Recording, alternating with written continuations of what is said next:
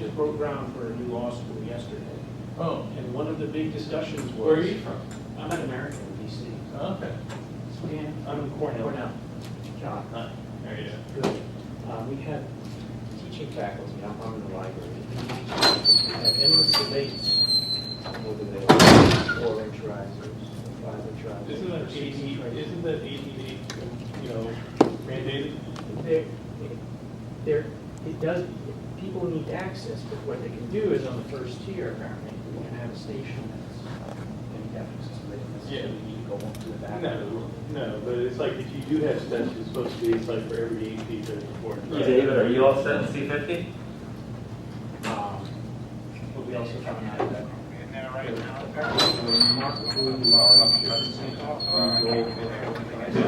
Because it's structural support. Are you sure they're not So we're practicing? going for trust. Well, it's interesting because Cornell, I don't know if you've ever been to or whatever, it's probably the least. You can walk into the room. You're not going to disturb anybody. 1930s. And, You got to set up the equipment. there's like 7 different entrances. We don't hear because, we're in floors, we don't know where we're on, kind of thing. And, there's places you can, like LII, there's a tower, and I was supposed to go to Wayne to go over our presentation there. And You presenting today? Yes. I'm Jared. Wayne. Nice to meet you, Wayne. All right, yes, we're just going to get everyone set up with clip-on mics as well for the webcast, so I'm sure you're familiar with this. Just want to get your levels real quick. I'm going to do this. How's it going? Very well, yourself? Not too bad, man. What'd you check out this morning? How you doing? I saw you at the meeting yesterday, I'm Jared. How'd that go? It was good. I thought it was useful.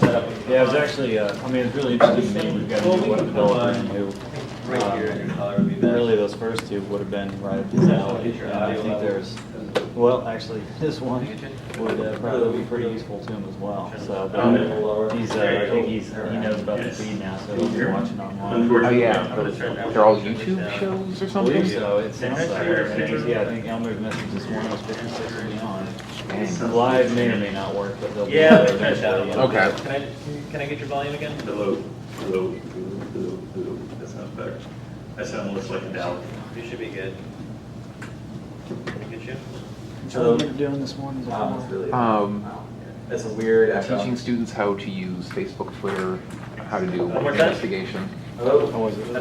It was interesting. I didn't know what to expect, but they ended up having a lot of here's how to go Sure, you can only hear each other. into an Can you hear me? advanced It's really research interesting class to and have a couple Alright. class sessions on how they can use Facebook, Twitter, MySpace, all this stuff to not exactly settle substantial issues of fact, but how to settle, minor issues. Okay, I started streaming. Check that one out online. I went back and forth with that one. I was like, I figured I'd catch on the video side. And it sounds like they put a lot of secondary sources plus their slides up on, and so it's nothing you can't catch later. I'm a little worried, I'm poor people. Well, they're all down to LII because isn't Charlotte supposed to come up here, Marisha? Yeah, Charlotte will definitely be up here. Maggie might stop in. Tom's already seen the presentation. I'm saying, but this is what Tom does. Yeah. Yeah, it's really more like his presentation. I didn't understand what he did. Honestly, with all the stuff I asked him about. Well, it's like I think he had more fun talking to me about my part of the presentation. Well, like I said, yours is the interesting stuff for him because he's done all the stuff I talked about. Well, mine's more policy abstract stuff. It says I'm streaming, but I don't have a preview screen up yet. Just click on the screen underneath it to start. It's not position, so it's like you can find out. Okay, I got it. And, Maria, remind me, we'll have to bring a marker and re-record the date. I got everyone live except David, so David, I would just go in there if that room, if the group is still in there, I would just go in. No, yeah, so when you get home, go to the chiropractor or, call me to the massage. I think I'm going to consider Did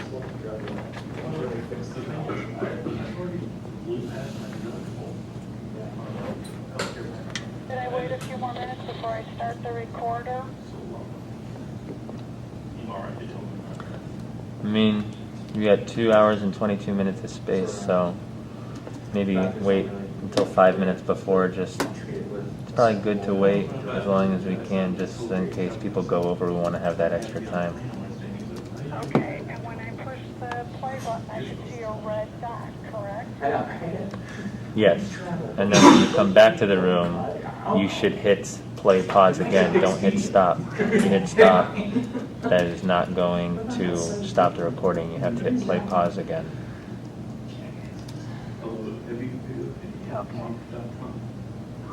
It's got, it's a flight site like Kayak, that you can also rank, you can rank things by agony things, like the duration of flights and the number of switches and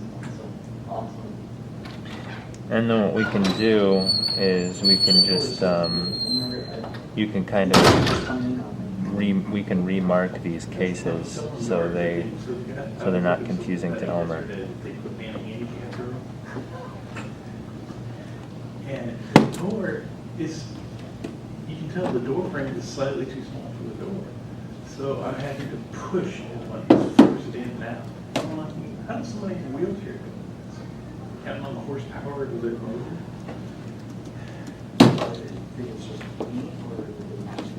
No, it doesn't, it looks like the frame is out of it. It was like, yeah, sorry, yeah. I'm having to slam the door every time.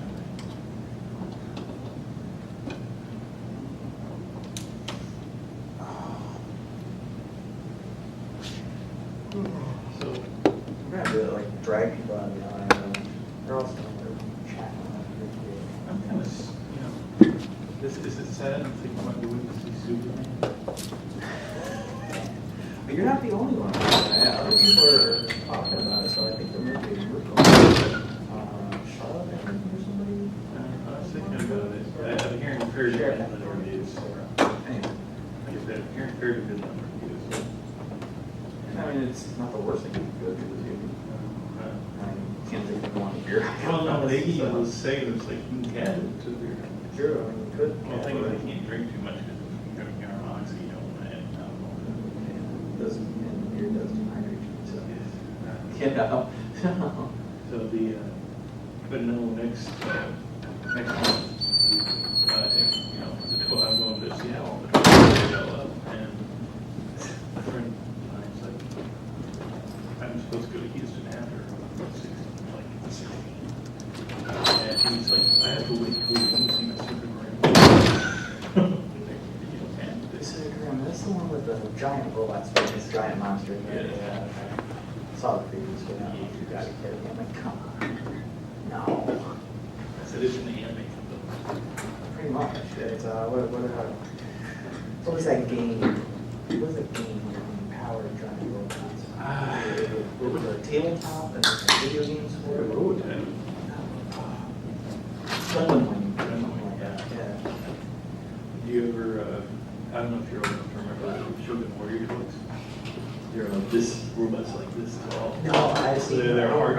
It's a little bit before me, but I remember. Little bit Jesus had, you just know that. You know, missiles that will fire for this, Yeah. it's great.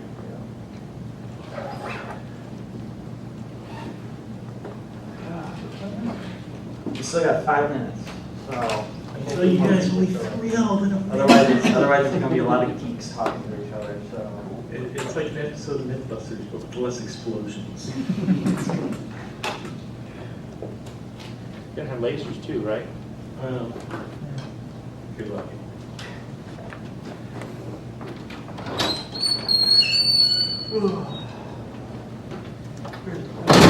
Hey, Elmer. Hopping crowd. Yeah. It'll lose us. You gotta check that out. I believe so. Computer's ready, we've got our level check.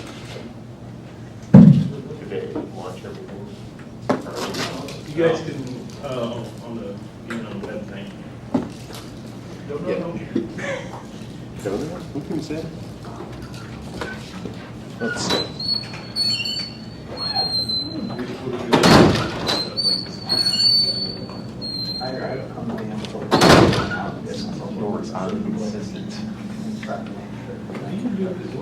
they, what's the thing is? Student in this room, you come in late. Oh. Well, somebody just installed it. Yeah, when they renovated this place, they did not make the doors quieter. They've always been loud. You cannot sneak into any room. Really, they're all this way? Oh yeah. I now then, since they've renovated some of these rooms a couple of times since they built the place, I'm thinking that they're loud by design. There's no sneaking in.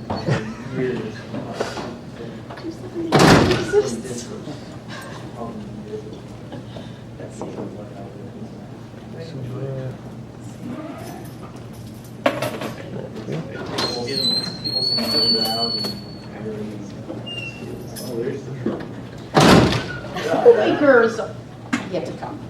Great. Just saying. Oh, just you wait. Were you just talking about seeing Superman? Yeah. Oh, second. Mess with it, but There's a couple of guys going, I think, tomorrow night. seems to be started. Yeah, I was just gonna start the recording. Well, the live stream's going. Yes, tomorrow. I think tomorrow. So we're all good. We're recording. The room's live. So if you're online, No pressure. Okay, we'll get comfortable. It's like a used car salesman. Hi. I'm getting my sweater to do the. We pulled this out like, I have a headset. Be like Joel Osteen. He's scared. What a squeaky door. There's no speaker.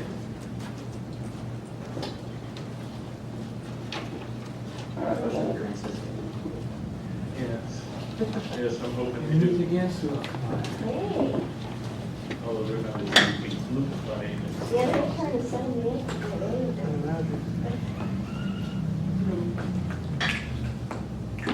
So you can volunteer. Everything was all in 10 minutes remaining. What they,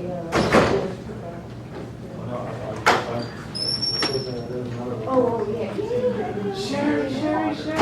Caught it when I was at another company. I was not going to come on. I would have came. I watched a few episodes of Best for Last. Do you heckle from the middle or the back? I always go for the back. It's more fun with. I'll heckle from the middle. That way you get people in the back of the head and you throw them forward. Remember that. Well, you got any? I'm just, making sure your aim is, past me, not over. Okay.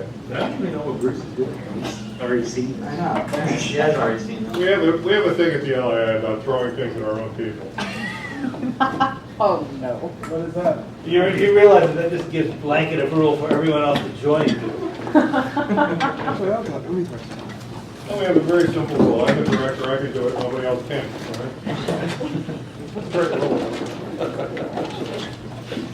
Scare me a little top. So I'm not sure I want to be standing or sitting next to each other. I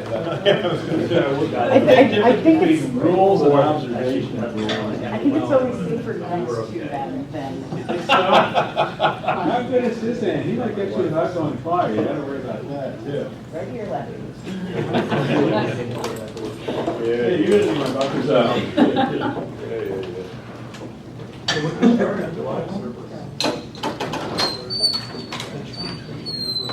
There's. I knew there was one comment, so. Okay, do I kick this thing off? Okay, well, I guess we're going to get going here. Before we do a quick survey, who has actually used Google Analytics? Oh crap, why am I doing this? Okay, thank you, good night. I played. You guys are throwing out the gear for the rest of us. Show me how can you really use it. Okay, who has used it extensively, other than just put it in, other than just put it in your page and seeing pretty graphs it might display for you? Okay, good. So I'm trying to figure out how much pain I want to inflict on everybody at the beginning here. I'm Wayne Weibel. I'm one of the developers for the LII at Cornell. I'm Dan Blackley. I'm the Technology Services Librarian at the Law Library at Cornell. So this is a tech one. If you guys want to leave now. Okay, so Google Analytics. The big thing is that it lets you figure out who's coming to your site, where they're coming from. lets you play around with your interface as well. Older versions of it used to have the great multivariate testing embedded into it, but they've since scuttled that off, and now it's only an A/B full page test. Can get a little unruly. The LII had a donation form we were trying to test out. We had a simple 3x2 test, so we ended up having 6, 9, 12 pages at one point. Gets a little crazy if you start going down that road. Your site performance, it also keeps track of your site speeds, your page load times. It keeps track of a lot of different stuff. Sounds like it puts in a lot of overhead to your pages. It actually doesn't. Very, very minuscule overhead. Tiny script, all asynchronous to both get the scripts that it needs and also record the data back to the servers. All of your users are tracked via cookies, so there's no stored data on your side. Google explicitly says don't send us personal stuff. So you don't have to worry about any personal data being cross-pollinated between your stuff and Google or vice versa. The whole point of analytics is to improve your site traffic. You improve that, you by and also due to improving your design and your layout of your site, get more people coming there, get more people staying on your site. That's the whole point. Keep people there, keep people looking at it. It improves the resource, it improves the branding. Google Analytics is all about marketing. You improve what you show to the world and the world will use you more. So that's the entire idea behind everything. What you need is a Google account and access to the code web page. That's it. All you need at all. Don't need anything more than that. Access to the code doesn't even necessarily mean you have to be able to edit it. It just means you have to have someone to edit it for you. Like I said, it's a very small script that you have to put into all your pages. Now, your Google account is not the same thing as an analytics account. This is when I first started reading through all of the documentation, which is an immense amount of it.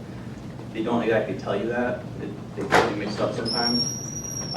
So your analytics account is completely separate from your Google account. You can have multiple Google accounts in each analytics account. All of your users need to have valid emails as well. The nice little thing that Google does is that they all have to have valid Gmail accounts. So, love it. You have your account, which is just an account. A property is a site, more or less. So I personally could track my own site. I could put my own tracking script on LII's site. If Ken let me into his code, I could put a tracking script on his site, and I would then, they'd all be properties underneath my account. Each property can also have a profile, which is a way of viewing the data. So if you want to filter down to a specific subdirectory or only see people from Kenya coming to your site, you would do that through profiles, not necessarily through a new property or a new account. Some of you may be saying to yourself right now, Self, why don't I just give my administrators an account? Why don't I give my librarians an account? More accounts means more tracking scripts, and they start overlapping each other, start getting confused. Usually you could end up having a lot of stuff going a lot of different places. If you want to have different views of the information, you should really be using profiles. So just as a quick demo here, I'll show you how to do the accounts really quick. So this is when you initially set up your analytics account, it automatically walks you through adding your first property, and your first profile is naturally generated for all of the information. So just add the account. Say your website, you can track mobile devices, mobile apps rather. Even though I'm not actually going to do this, but.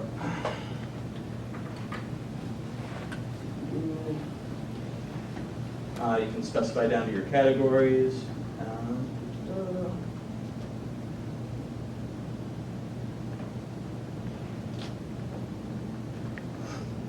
Yes, I accept.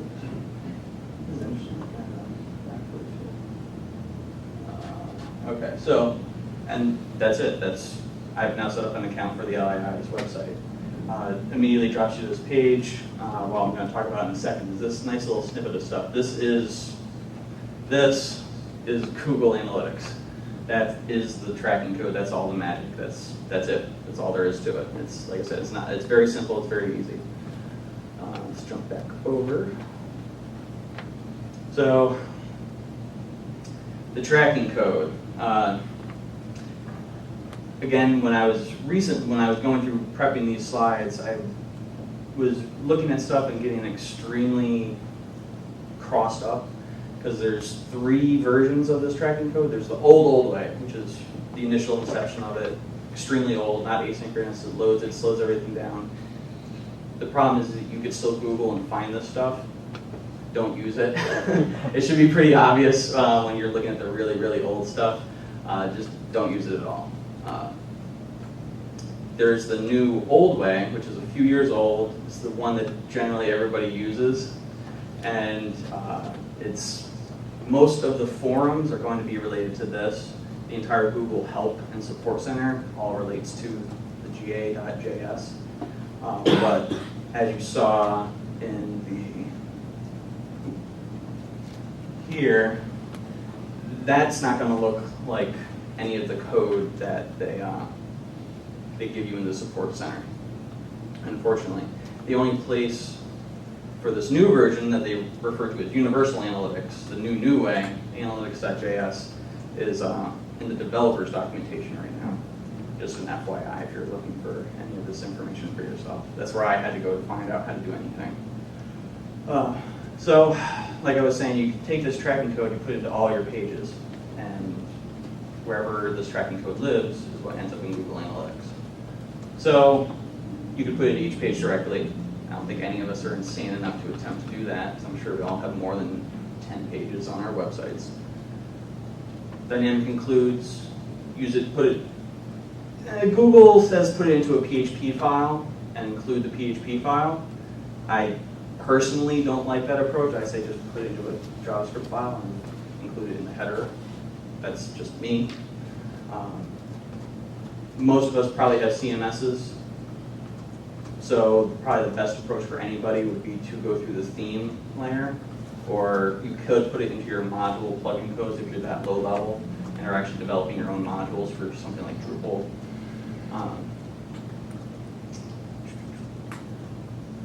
Now for something completely different.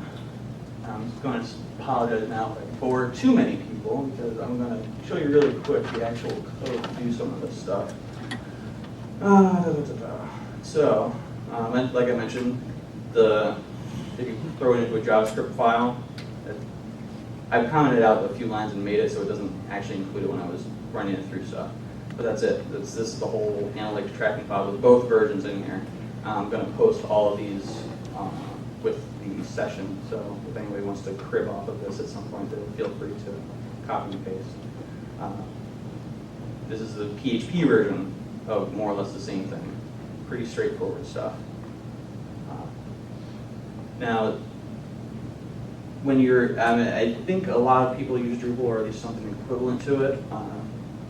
Just to show you what you can do in Drupal modules. Where did I put it? Oh, it's up there. So in Drupal 6, if anyone's still there, the LI is still on 6 at the moment, just because we have such a large base for it. You would put the code to dynamically include this file into the init method. In Drupal 7, they tell you to put it actually into the info file of your modules. You can see right here, it says the script right there. And that's again, that's all you need to do to include everything. You could alternatively put it directly into your template files, into your theme layers if you don't want to write your own module code. And more or less all the same stuff in here as well. One of the tricks I wanted to mention about the tracking code is cross-domain tracking in the new old way, GA.js. Subdomains weren't tracked at all. You had to explicitly specify that it was a subdomain. In Universal Analytics, it is baked in. So the tracking script will just pick those up. It just requires a minor bit of additional scripting to put in there, and you have to quote bug all your hyperlinks that go to another domain, which if you use jQuery, it's a simple thing of writing a selector for your A tags and looping through them and adding on a click function to it. Pretty easy stuff if you have anyone who's techy enough. And like I said, I'm going to have all this is going to be posted so you can crib off this and look at this. I don't want to bore too many people by going through explicitly each line of the code. So, a couple of real-world examples, like I mentioned briefly, was the LAI has it on all of their site. The Second Amendment, we had a couple of links. Okay. Second Amendment. Initially, this link was hidden behind the Learn More tab, and it just wasn't being followed. It wasn't being looked at, wasn't being considered at all. It was something like a 0.3% click-through rate. Tom pulled it out from behind the tab and put it on the front page. It jumped it to 5% click-through rate, 3 to 5. Okay, it's a little bit of an improvement. But through analytics, we were looking at it and decided to change the name from Annotated Constitution to what you see now, and that resulted in a jump of 3% to 35% click-through rate on that. So through analytics, we are now keeping people on the site longer, getting them to more of our resources, providing more of a service to them. Similar with the Federal Rules of Bankruptcy Procedure. This is actually kind of a funny one. Initially, this wasn't here. This little note here wasn't there. And we were noticing that a lot of the users, on the order of 15% of the users and 50% of the click rates, were going back to the breadcrumb for Federal Rules of Bankruptcy Procedure. Now, we don't really know why, but the assumption was that somebody who searched for bankruptcy came to the page, didn't see what they thought they were supposed to see for bankruptcy procedures, more likely how to file. So they were clicking on the breadcrumb to go back to where they thought the information would be. So, hence the note that says, this isn't what you think it is. Go here if you actually want to find out information. Go to our Wix page about the bankruptcy stuff if you want to figure it out. This changed from almost identically. This went from 50 down to 10% click-throughs, and all the remaining amount went to the link that was added. So now, again, keep people on the site, have them looking at more pages, have them providing more of a resource for them to be using. One of the additional things you can do, sort of along those lines, with analytics now, is you can track events. So not just they looked at this page, they looked at this page. You can actually track they clicked this link, they clicked this button on the site.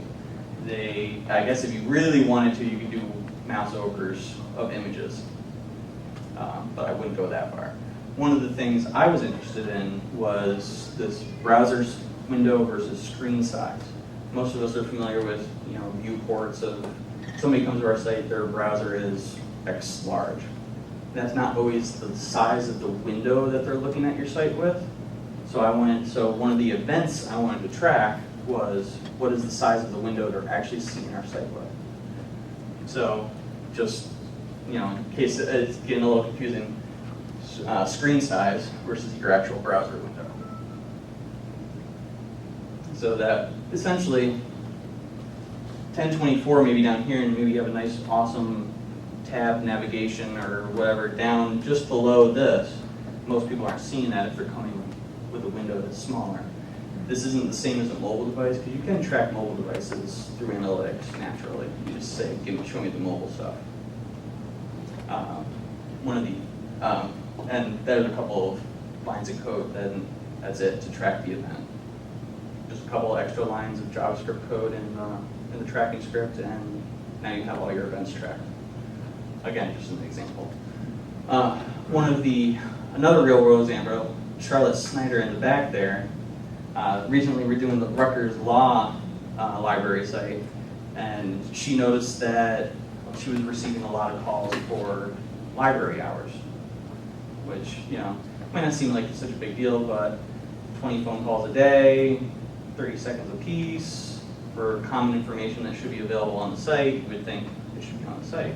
It was there, but it was buried. So one of the first things that she did was put that up on the homepage, put that up prominently in a position, and she could probably tell you how drastically the phone calls dropped off after that. So, How drastic was it, Charlotte? Nobody calls for hours anymore. there you go.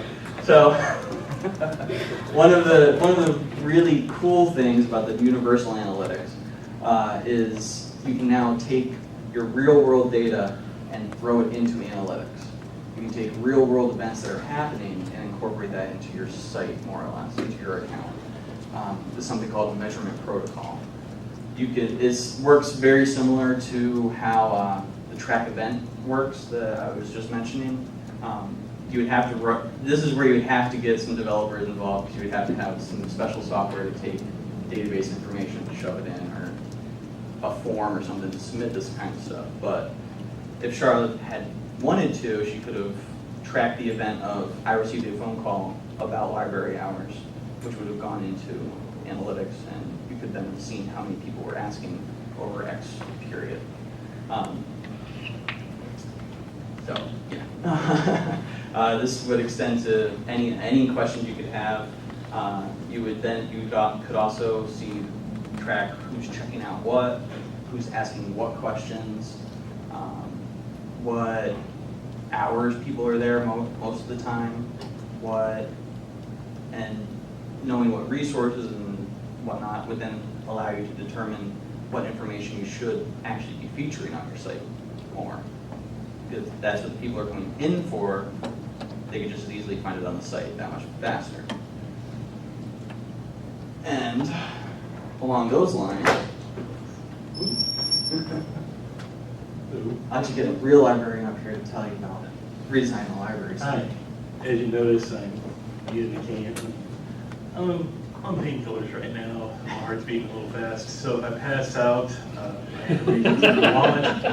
And you can tell them at the hospital I prefer cherry to lime yellow. I'm in a little bit different situation than Wayne is, in that right now I am trying to migrate our site from what is on a Common Spot CMS to Drupal. So I'm really kind of redesigning and reconstructing the site. Presently, our Google Analytics are handled by the law school as a whole, and I'm a drill down part of that. But there's half of my site that's not on it at all, which is on a different server, which I have to track manually through another Google Analytics setup. So what I'm trying to do now is use the data I already have to create a site that isn't there yet. So I can decide what pages to put in, what pages to leave out. Do I want to redesign some things? Do I want to change where things are stored, how things are stored? My three kind of watchwords during this are assessment, benchmarking, and realism. But it all really comes back to context. I have to put my site into context, and for a site that's not there yet, the only context I have is the old site, which is kind of problematic because I won't go onto our site right now, but it is a very dense site with a lot of information on it in a three-tiered system where you can click through a lot of things. I'm trying to streamline it, make it responsive, HTML5, all those lovely buzzwords you're going to hear all weekend. Trying to make it to where it works. So again, I go back to context. So with that, does anybody know what this picture is? Former White Sox owner, I believe it was. He owned the St. Louis Browns at the time. It was Eddie Goodell, hitting in 1951. He came up to the plate. And out of context, looking at this from a baseball strategy point of view, it's actually a fairly good strategy. It's like he'll get on base a lot of the time. Very small strikes. Yes. Of course, there's two problems with that. You have to take it in the wider context of the game. One, if you had a team composed of 9 Eddie Goodells, they couldn't really play defense then.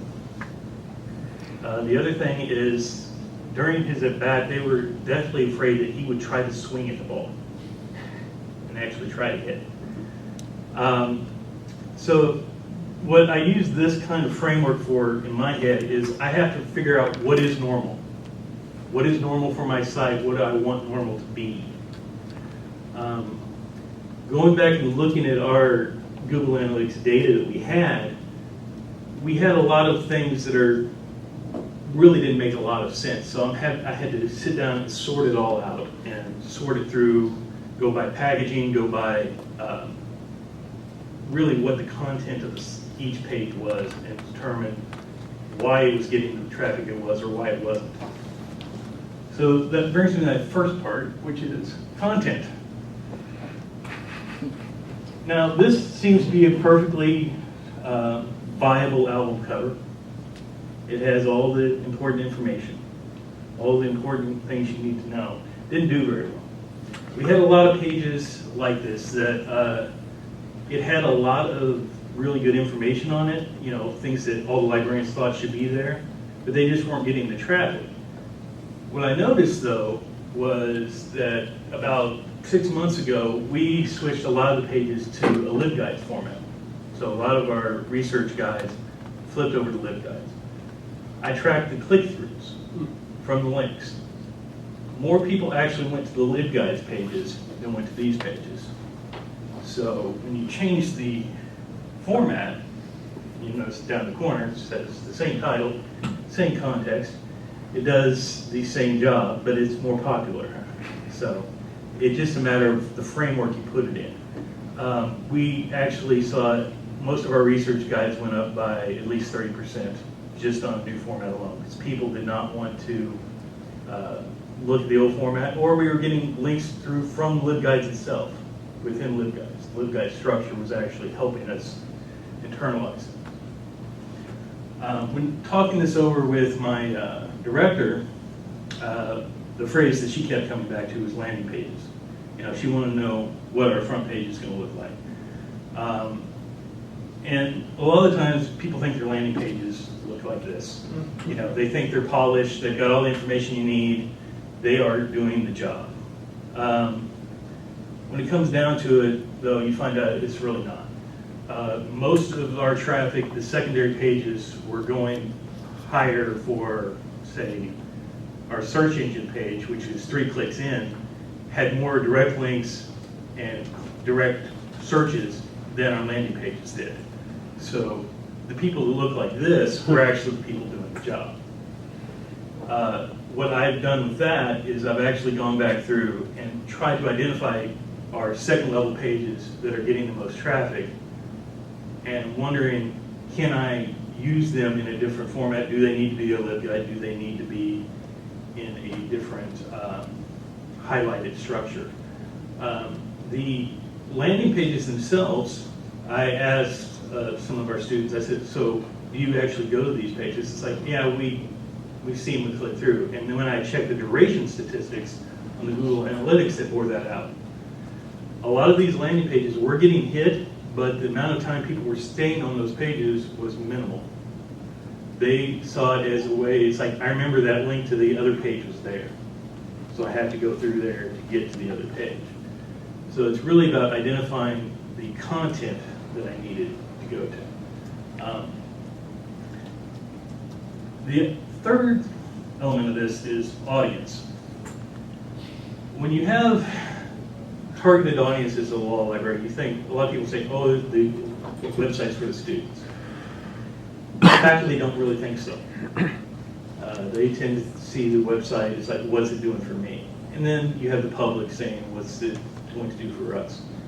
We have decided that there's going to be a certain kind of neutrality in the way we approach this, because I can't put pages on there just for specific faculty requests. If they want a specific page on all the tax information out of Abu Dhabi, that's fine, we'll make them a LibGuide, but we're not going to dedicate a page on our regular site to that kind of stuff. It just doesn't make sense for my time, it doesn't make sense for their time. What we do find out when we do the audience things is also what are they looking at? Wayne was talking about the screen size event. I actually looked on our click-throughs from mobile devices. How many people were accessing our site through phones? How many through tablets? And from what domains were they doing it from? And from where were they doing it from? The only pages that we really got a lot of mobile site click-throughs was our front page and the hours and the contact numbers. We weren't getting a lot of mobile durational stays on any of the back pages, informational pages. And I asked them why, and they said, well, you know, this comes back to the morning's speech. They said it was too dense. There was a lot of information there, and it just took a long time to read it. And I'm like, well, that means that the content's bad. It doesn't mean that the site is necessarily bad or the idea of the page is bad. I need to go back through and look at the content to see, is this really bearing out? The numbers that I find are that most of our outside the school traffic comes from the admissions page. Links through from the Cornell admissions page through the library. So that really isn't the audience we really want to hit. We kind of want the people to come to us for informational purposes as opposed to shopping law schools. There is going to be that point where they want to shop law schools, and that's fine. We want to get that information out. But I want more spread out users coming in. So that's one of my target benchmarks that I'm going to use. Which brings me to the next point, which is being aspirational. Trying to figure out exactly how many hits I'm supposed to have is very difficult. Because I can go back through in the Google Analytics drill down and look for the past year, the past 2 years, see how much traffic my site's been getting. But the thing is, it's all contextual. I look in comparison to the LII site, and it's just nuts. Because how many sites, individual user hits did you get last year? 20 million. 20 million. That's, I think, they said that was the biggest one on Cornell as a whole, right? We are at 20 million users, 20 million unique visitors, 100 million page views. We now account for 65% of Cornell's website. Yes. So, yeah. So our site is not doing that. So I have to figure out what is a realistic benchmark to go through. So I can try to look at other sites. I can't really track them myself, but I can look at the website popularity rankings for these different law school websites, see how they're faring. And I can look at how our site has done over the years, and even within the last year. What is difficult to do, though, is to set a target aspirational goal. I don't know exactly what number I'm supposed to hit until I can figure out that I can hit it. It's kind of a chicken and the egg situation. I don't really have, the other problem with our site is that we have a lot of pages that don't really behave like they're part of our site. Our special collections, for example, don't really act like they're part of the library site. They are. We have the legal research engine, which is on our site but is treated as something else. So I have to really determine what is possible. And I really have to start thinking about, if I'm going to try to be aspirational, how far can I reach? Now this next slide, you know, I apologize for in advance. How many people have seen Deliverance? Here's a segue. Okay. The director of that was a guy named John Borman, and after Deliverance, people were going to give him carte blanche to do anything he wanted. So he got a big movie star, and he did this. Zardoz, yes. When it comes back, the lesson I gathered from Zardoz was, just because you can do it doesn't mean you should. You can help it. Yes, that's good. There's a very disturbing image of Sean Connery in a wedding dress from this movie. What it tells, when I apply it to my website, the don't do it just because you should, I can't really say that prior success on a certain page is going to determine future success. Just because John Borman's last movie was good doesn't mean the next movie is going to be good either, too. I mean, that's what he banks on when he tries to get his movie made. But it's not something that when I look at my website, I say, listen, this version of the legal research engine was great, it gets lots of hits, let's redesign it, let's redo it, it'll be better. I can say that, I can sell that, but I can't guarantee it. So the thing is, I can't guarantee numbers when I go in to my Google Analytics site. I can't say, okay, I'm getting 3,000 hits here, I'm going to get 8,000 with the new site. I can't say that. It's really contextual and retweaking as I go. There's also a problem that I run into with website density. How many of you guys think you have too many pages on your library website? Do you have an editing process for getting rid of them? How long does it take? To get rid of them? Well, not to physically get rid of them, but to go through the process, yeah. No, it's done like twice a year. You're doing better than us. I've had arguments that have gone on for months about whether or not we can get rid of a certain page, because there are certain people that have ownership in each page. So you end up with, I call those the pages that are dying all sad and lonely like the English patient's girlfriend. Because the thing is, there's these pages there that you know that there's a few hits that come every year, but they're not really, it's not doing anything for the site, and you don't know that it's anything beyond a Google crawler coming back and checking URLs.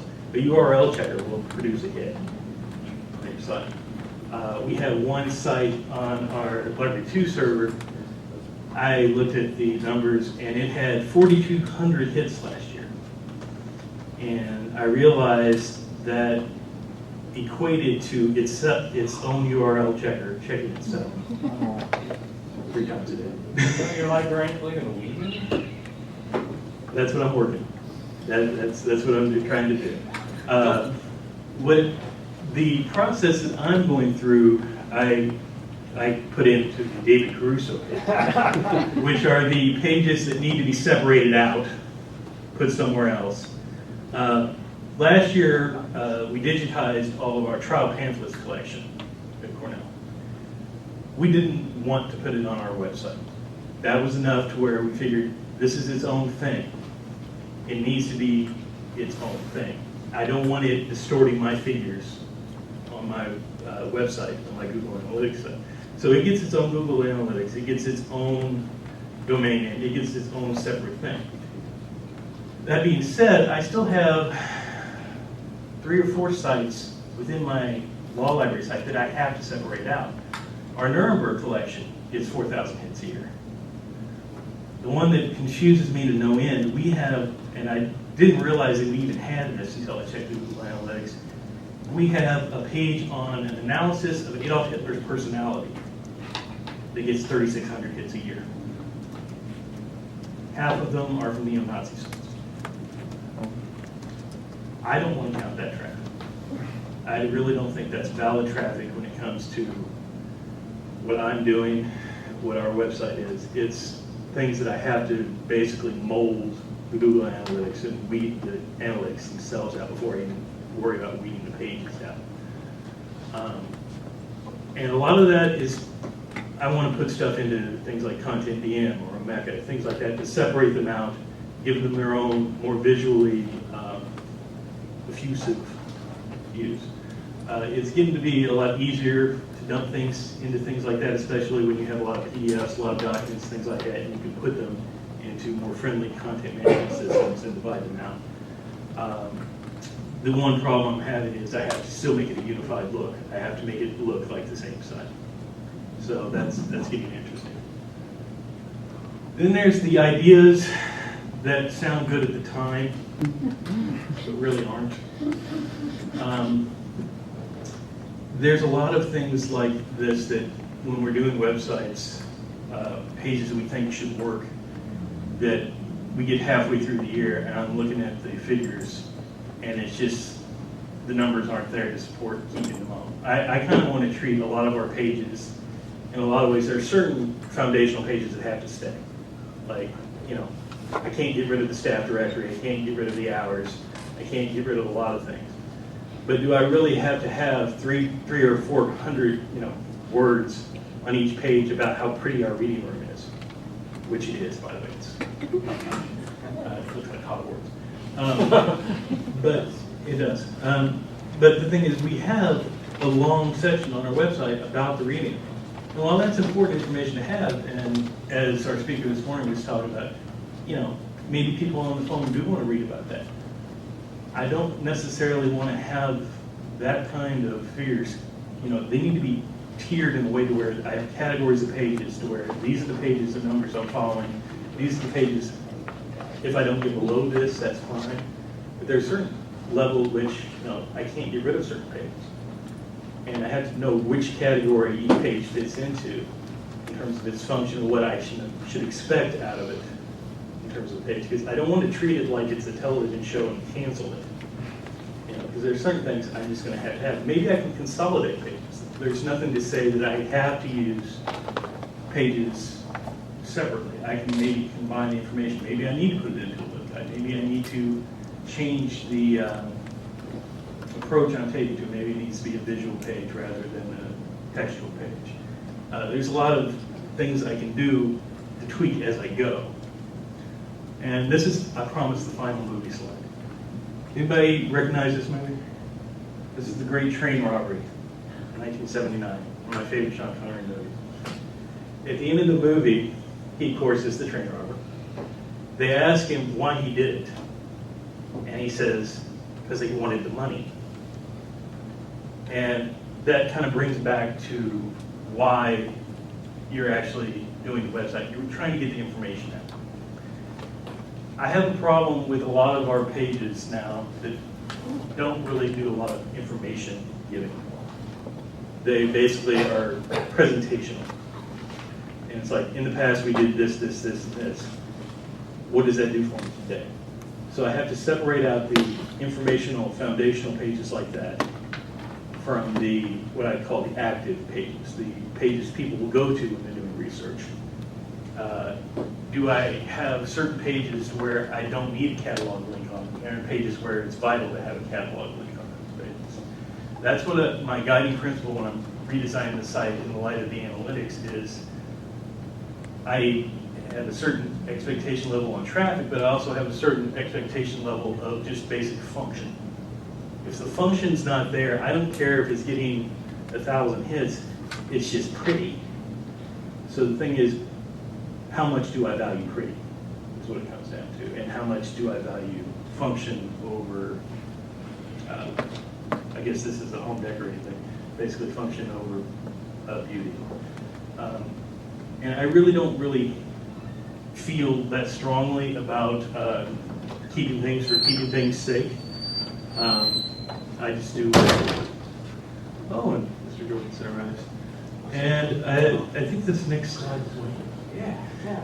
And we've been sitting here talking about analytics, talking about how to put the track code in, and many movie references. Yes. So I'm gonna actually show you some of the stuff you can do. So demo the Google Analytics. So this we are actually going to look at some of the LII's analytics stuff. This is the in-page analytics. This is the Second Amendment page and the bankruptcy procedure thing. This is where that information came from of who's clicking on what and how often. You can see all the percentages on all the various things. That's the percentage of people that click on this page, click on those things. There's also, here's the browser size. You can see where it's colored is what people actually visiting the site are seeing. But like I said, this is a little different than the actual screen size of the browser that they're using. One of the cool things, again, Google's sort of padding their own stats here, is within Chrome, you can browse your site while logged into analytics and see your in-page stuff while you're browsing. So you don't have to go through analytics to do it, you can just use the browser like normal. So here's the bankruptcy procedure thing. Like I said, drop down to a very minuscule percent of people clicking on the breadcrumb, and the remaining percentage is now here.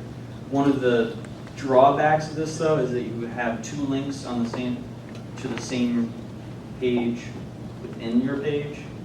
It doesn't count them separately because it's a link to the same thing, so the numbers will be a little difficult to discern. So if this link is also at the bottom of the page, and for whatever reason people are clicking way down at the bottom, those numbers are going to be inflated. You can get around that by adding a variable. Yes, there are ways around it. There are little tricky little ways around it, but unless you want to go through and edit all links on all your pages. So you might want to know whether your navigation is like Yes. something is different. Okay. Second, again, similar thing, second on the page. The click-throughs, you can see 30% on that. It was much lower before. Let's see. Dan was mentioning your landing pages. Where you think people come into your site isn't where they actually come into your site. Most people now come in through Google, through some search engine. So this is the flow of users through the LII site currently. You can see it's broken out to United States, Canada, all the other various countries, and shows you that they come to our WEX, US code, tax, criminal procedure, and CFR down. And you can also see the amount of people that drop off. So that drop-off rate could mean one of two things. Either they find the information they want and they leave, which is great for us because, hey, we gave them what they wanted, but also bad for us because they're leaving our site. Or it means they didn't find what they wanted and they're frustrated and they're leaving. That is the one thing about analytics that you do need to use it, you do need to check it. It'll tell you what's happening, but not necessarily why it's happening. With the universal stuff, you might be able to discern that a little better now, but you still need to sort of read between the lines and sometimes have to pull it out and actually run some user testing or whatnot with it. Some of the cool stuff. So here's, like I mentioned, a lot of stuff comes from Google or searches. Those are the organic things. This is all the traffic to the site over the last month or so. Like I mentioned earlier, the site speed here, so the amount of time it takes to load a page. Again, this is one of those things where, yeah, the page is slow, but you might need to go and use another outside resource, like web page test we recently did that gives a complete waterfall diagram of what's taking long to load on the pages. I used this to, when the last iPad came out, you could see the number of accessions to the site via tablet use went up over time, and it corresponded to when the iPad came out. So you can actually track like that, how many people used what. Landing pages again. I imagine you use this one. Yes. Yeah, you notice the way those are weekends, the drop down to weekends, end of the weeks, or holidays in some cases. That's pretty much consistent on all of our little graphs that we have. That's pretty much generally what we see. Whereas we got a spike during the first few weeks of class orientation, and then it goes quicker. You can also view it in real time. So right now, there are over 1,100 people on the LII site currently. And it'll tell you exactly where all of those users came from. You can also see real time what they're looking at, where they are on your site. I imagine if you really get good at using this thing, you could probably dig down in there and cross-reference this with the flow that the users are going through to see the people who are currently coming into the site and where they're generally going to go afterwards. And something that's kind of fun, and I honestly think we should turn this into a drinking game, is real time. This is just because it's cool to look at. Real time, you can see where people are coming from, and even down to the city. Yeah. So, and you can click on different countries, and it'll jump around through that country, the various cities as well. So I could go. I did the other day. I went to Uganda and watched it jump around to 3 various cities. So I think we should turn this into a drink game where it's going to go next. So. When you're on my site, it goes to China a lot. There you go. Cities but not dwellings, correct? No. Unless you've opted in.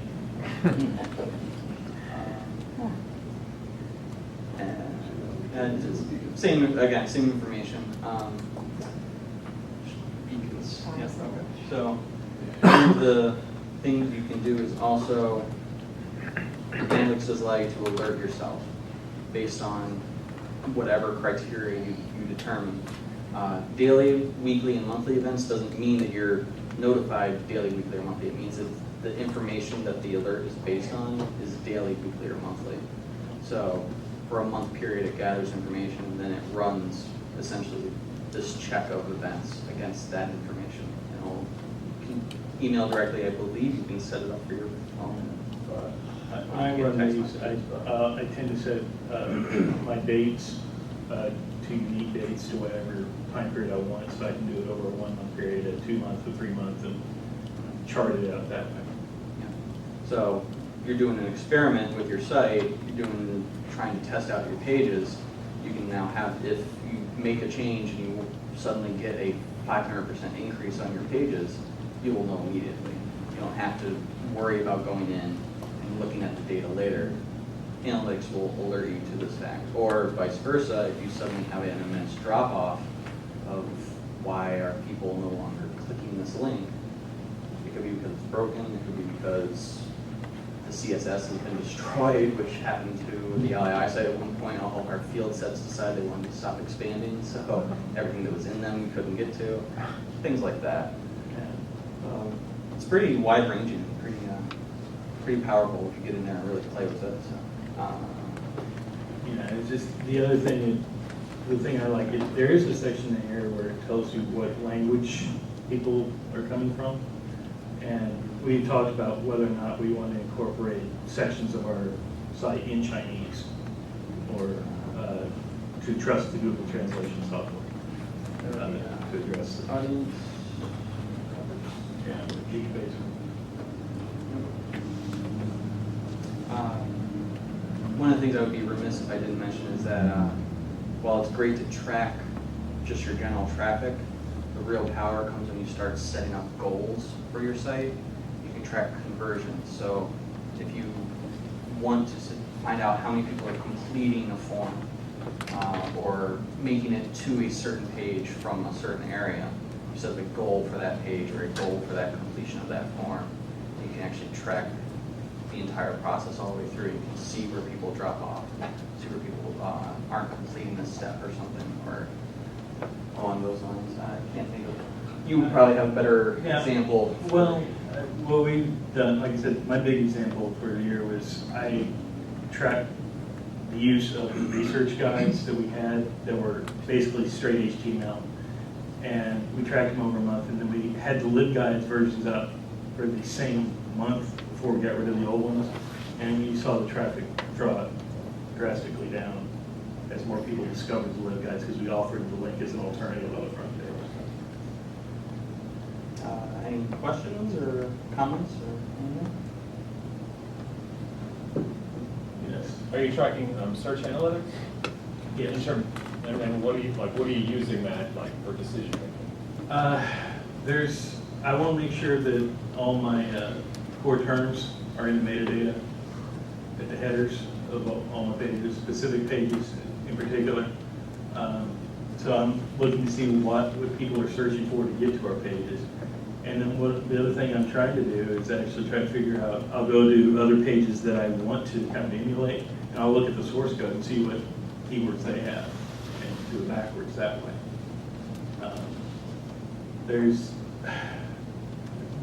What's really kind of hard for our site is we actually have a lot of people that are coming to our site. I realize they're trying to find the LII. Right. And so it's like, well, that's another amount of traffic that I just have to discount. I have to winnow it out. And the only way I find that out is through the search analytics to find out what they're searching for to get there. Because if they're looking for codes and statutes, we don't have that on our site. Speaking of that, well, you do it slightly differently, but you could use the profile, Yeah. like I was mentioning. So You can see here's all the LII. There was a recent researcher who was specifically interested in subchapter P of Title 26 in the U.S. Code to be able to create a profile for him specifically for that information. And within there, well, there's lots of people in here, but we were able to allow him to use that profile explicitly and not have access to everything else. So that's something that you're able to do. So you can set up administrators and users specific to the account or the profile, and they don't have access to everything else unless you allow them. So that's very convenient. Any other questions? Although some of this, the Google interface for this is intuitive, I find myself sometimes not being sure where things are. I find the interface a little bit daunting. Yeah, To even find my stuff is hard because I have to do content drill down because I'm part of the larger site. Yeah, it can get a little daunting when you first come in here. And I would probably use it more if I understood it, and I haven't had the time to really dig in, because I know Google's got their own training, some kind of certification thing for really hardcore training, but Yeah. I don't know if you guys have any recommendations, or if anybody else here has recommendations on training resources just for at least the basics of really understanding content. Well, when I was going through, especially when I realized that they changed over to the universal analytics stuff, Google does post videos on the health stuff. So they are there, but oddly enough, half the time the videos didn't work. So I was kind of SOL there, but yeah, for me, because I'm a developer, I was more interested in the back end of it. So I found, oddly enough, a lot of the interface questions I found in the developer's guide, or at least answers to my questions about it. So yeah. There's a couple of good starting from scratch books out there, and one that isn't. The best author on the subject, and the guy whose blog is the best, is a guy named Avinash Kaushik, K-A-U-S-H-I-K. He's a marketer.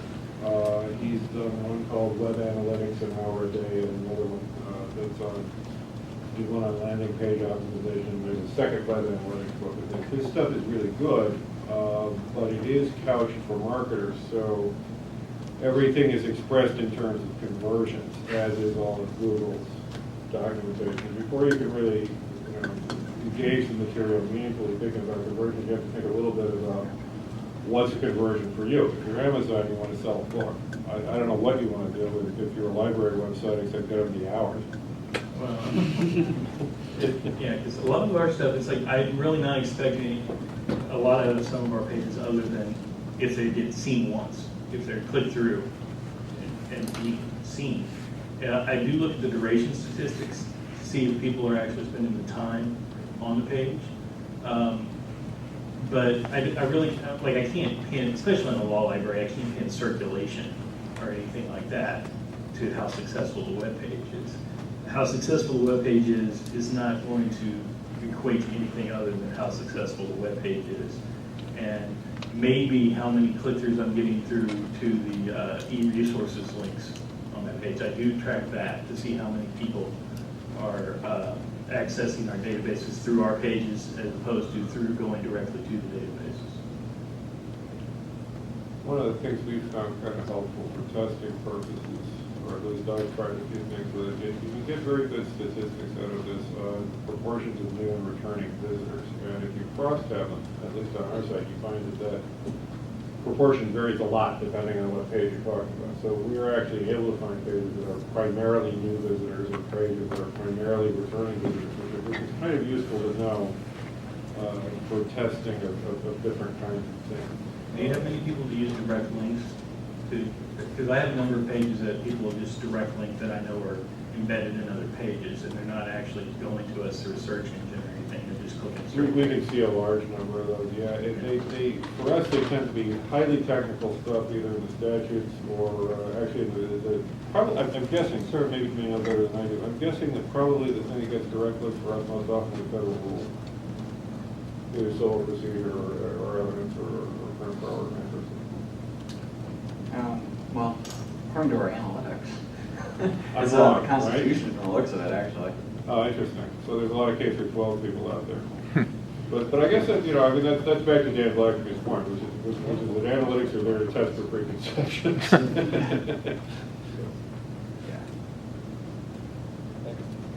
How much do you do with reporting and pushing this out to decision makers? Because you're obviously, and a lot of us are tech people, but editors need to know this and other people need to Yeah, know. well, for the LII, it's a very small group, so pretty much everybody can see it. So, Yeah, if you could just get the decision makers want to look at it. So. Well, I do it into a librarians meeting once a month where I'll especially tell if there's any aberrations, anything up or down. And right now I'm in the middle of the redesign process where I'm trying to really just reconstruct the wireframe and what the site looks like. And so a lot of that is going over the old pages and saying, listen, this page got a lot of traffic here. We need to keep this page, but you know they didn't stay very long, so you know they're not using this. You know, I kind of have to contextualize all of that stuff when I in the design meetings, and so it's an ongoing process. There is actually some stuff that we can start feeding out. We recently began bugging all of our external links. So Wayne, if you drill down into, where's that stuff? Content, events, top events. In real time still? I don't know why. That's all the stuff without links. Now, there are some phenomenal numbers at the top of that list that actually have to do with stuff that people commonly reference. For example, there's one thing in there that goes into some section of the U.S., some public law number on Thomas, right? That's a bunch of people looking at the U.S. code and checking to see how up-to-date USC prelim is, because that's how they reference it. But there's other stuff that shows us how linking to the law school and various other places, and we'll feed that to those audiences, you know, selectively if we think it's going to help them make a decision one way or the other. I mean, certainly communications people are going to hear from us about referrals to the law school website. Look at the lawyer director stuff, so forth and so on. I had the people who runs the special collections. They were really proud of the fact that 40% of our traffic from the website was special collections. So they said, can I have that number from the annual report? I'm like, okay. So, it does get pushed out.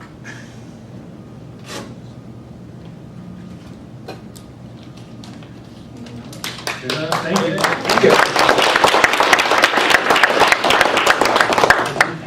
You didn't pass out.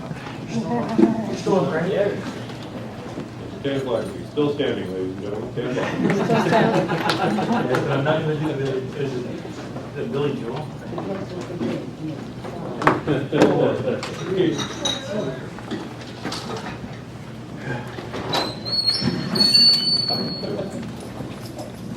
So I guess I want the book,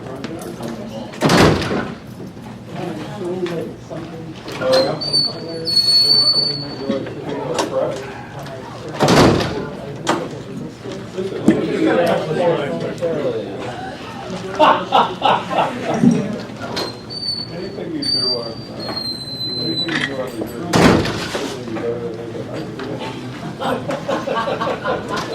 Hi, how are you doing, Ken? Good, how are you? Good. Just trying to settle in here. I didn't see you. Shake him a little bit. They came in yesterday afternoon, we went out to last night, so, yeah. I'm on my way down to. Where Sarah Krug and I are doing a presentation in a few minutes. Hey, John. What are you doing? We're doing security. Oh, okay. Interesting, yeah, I was just, the only problem with this is there's always more than one at the same time that we want to go to. Yeah, that's yeah, good. Oh, I'll be seeing you around that. Yes. Charlotte's fascinated with Carl from the library always. Well, you know, there's just no way you get it down. What, people are not using 12-hour clock? Well, I actually you go to sleep for 18 hours. It's funny because you should figure that out.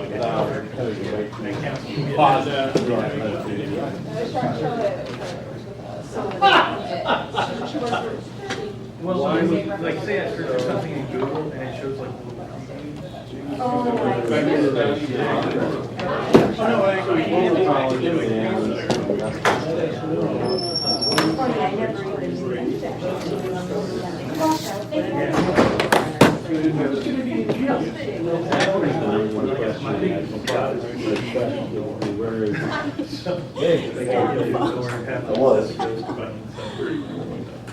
Yeah, I can't think of it. You're doing one right now too, right? But hours are.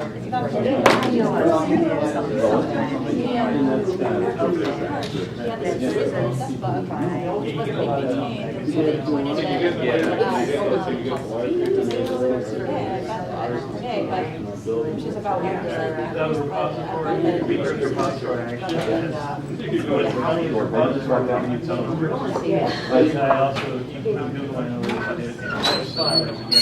it would have taken some.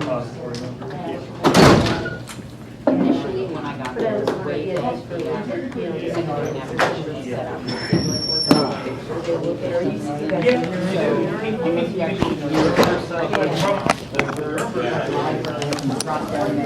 So,